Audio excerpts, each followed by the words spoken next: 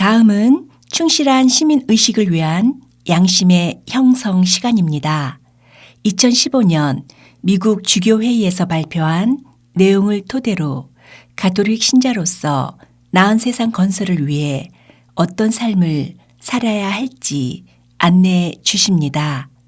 이 시간 조민혁 요셉 신부와 김선미 아가다 수녀가 함께 하십니다.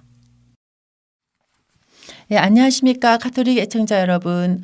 오늘 충실한 시민 의식을 위한 올바른 양심의 형성의 가톨릭 성서 모임의 김선미 아가다 수녀입니다. 네, 그리스도인들은 모든 인간의 존엄함을 증진하는 데 모든 노력을 기울여야 하는데요.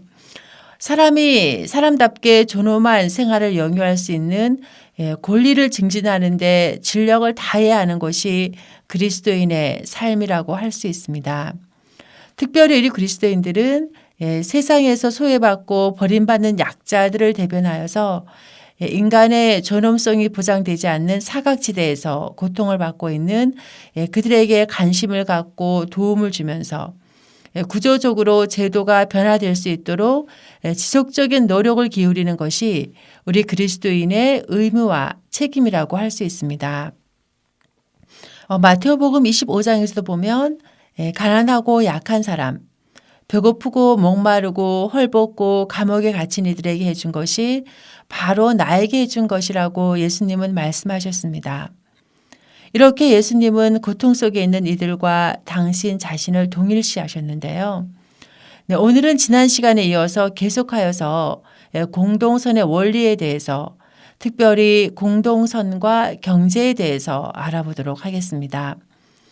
시대와 상황에 따라 사회적 가르침이 변할 수 있지만 그렇다고 하더라도 변하지 않는 4가지의 원리가 있다고 말씀을 드렸습니다.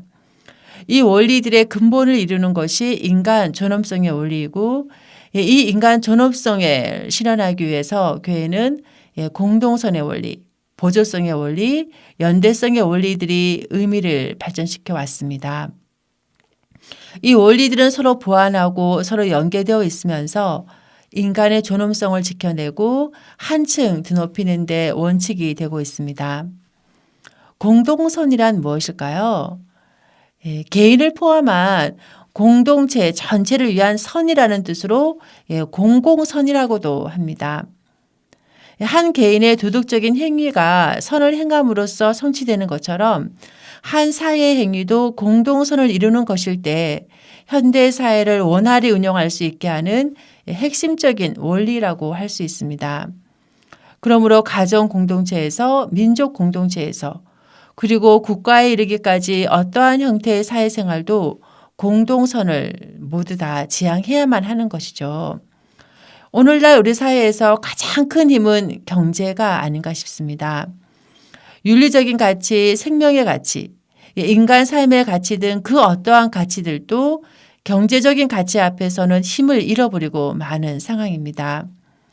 그 어떠한 법칙과 논리도 경제 논리에 압도당하고 마는데요.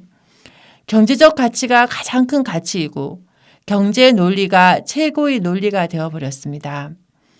대다수의 사람들에게 먹고 사는 문제가 가장 크고도 힘든 것인 만큼 그런 것들이 한편으로는 이해가 되지만 또 다른 한편으로는 우리 사회가 이렇게 물질적이고 현실적이라는 것에 휩쓸려 간다는 것이 씁쓸하기도 합니다.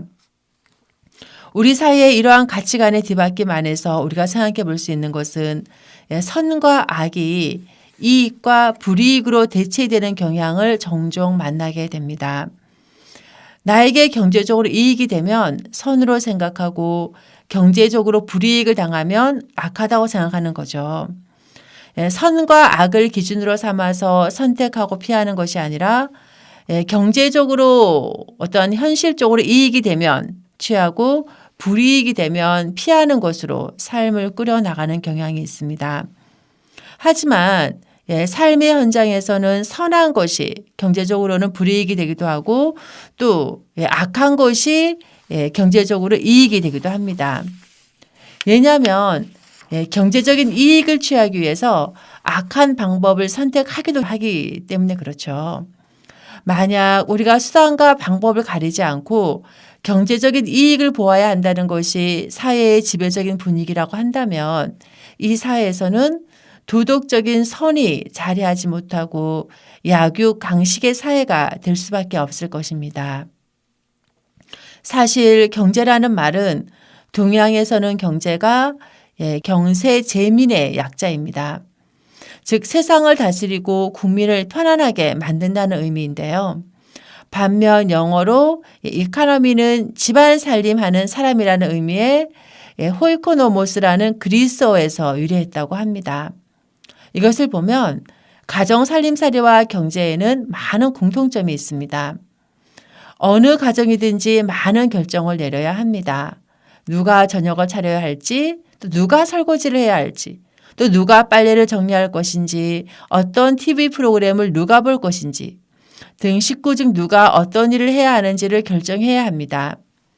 즉, 한 집안에서는 각 식구의 능력, 노력, 희망에 따라서 제한된 자원을 가지고 식구들에게 나누어 주어야 하는 살림을 해야 합니다. 이와 마찬가지로 사회도 많은 결정을 내려야 합니다. 어떠한 사회든지 어떠한 일을 해야 하고 그 일을 누가 해야 하는지 결정해야만 합니다. 그러기에 경제는 어머니가 집안을 돌보듯 집안의 모든 사람들을 돌보는 것입니다. 우리말에서도 집안을 돌보는 것을 살림이라고 했죠.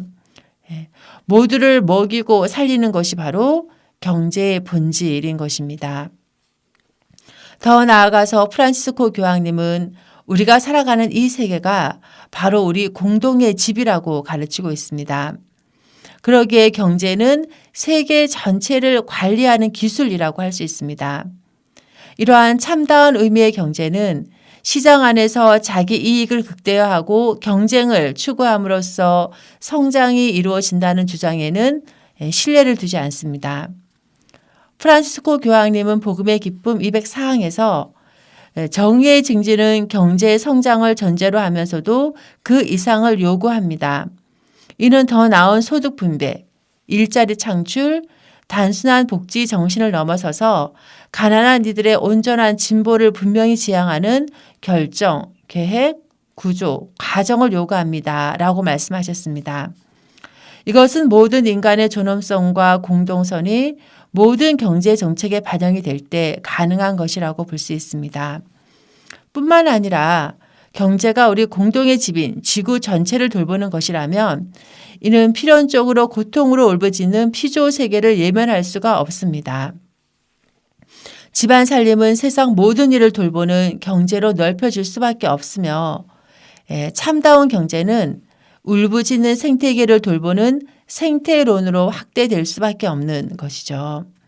그렇기 때문에 교부 이레네오는 하느님의 구원 경륜을 이끌어서 구원의 경제라고 표현했습니다.